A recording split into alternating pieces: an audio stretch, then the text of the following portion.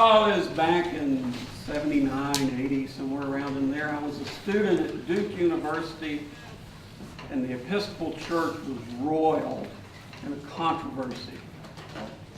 What else is new, right? So it was roiled in a controversy. You remember what controversy was?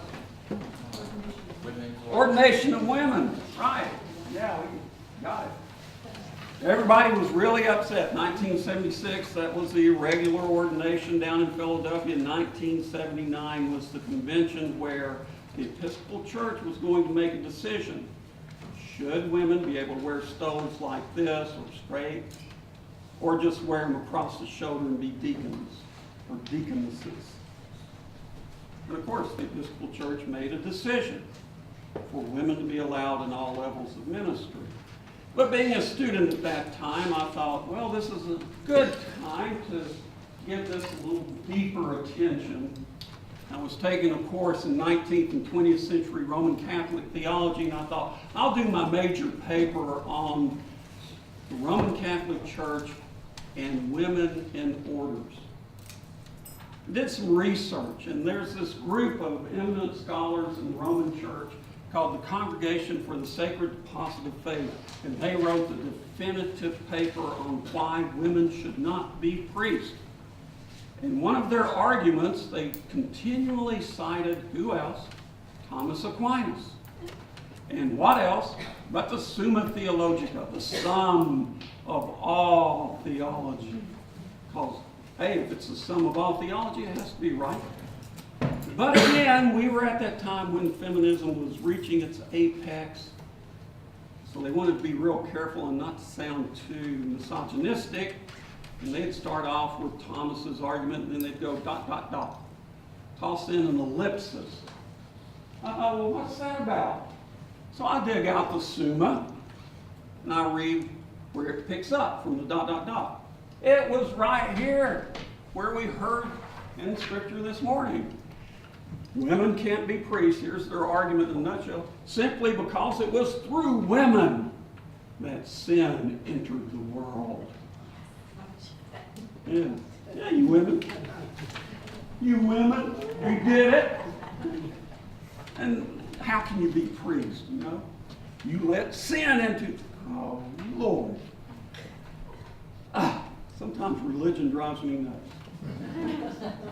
The thing that gets me is when Scripture is wielded as a club to beat up either a gender or somebody that has a different sexual orientation, or somebody that is different religiously, different ethnically, different economically.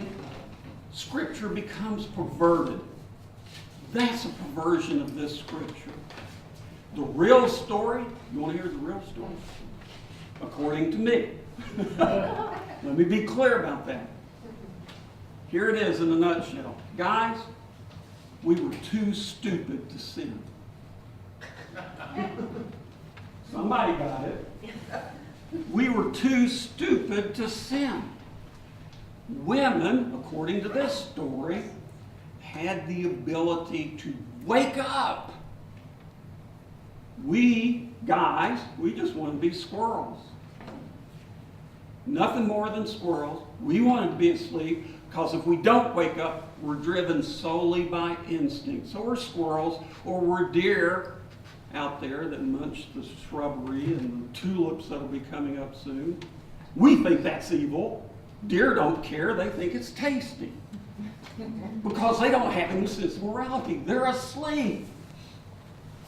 But women woke up, according to this story. And humanity began an amazing adventure into the unique and creatures filled with incredible possibility and potential. It's so important to get this story right as we begin our Lenten journey, because it fits right with the gospel lesson. If I am not awake, and we can still go back to sleep, we can still be squirrel and deer if we want. If I'm not awake, and I'm not going to be aware of the tempter.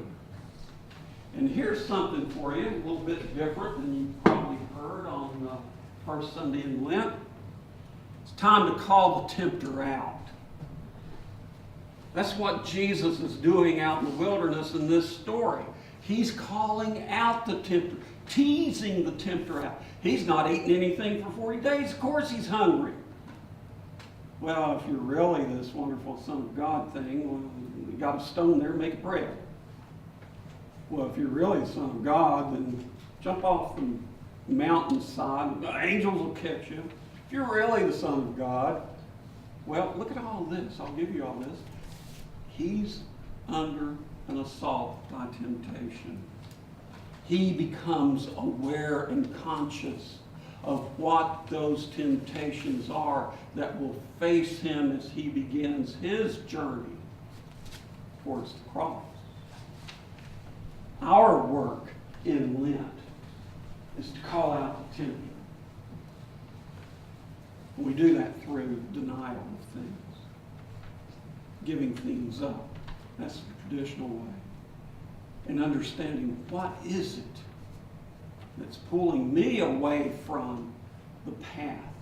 What is it that's calling me away from being that incredible creature of potential and possibility? Or you can be a squirrel or a deer. Which would you rather be? A human being and become the creature that God created and called you to be? If I go to sleep and turn my back on the gift of being consciously aware of this world and others, and of times when I wander off the path and I do things that are destructive to me or to others, and not understand that, so I don't do it again, or be just as oblivious of the good things that I do, the minute I go back to sleep, then I truly am a perverted human being.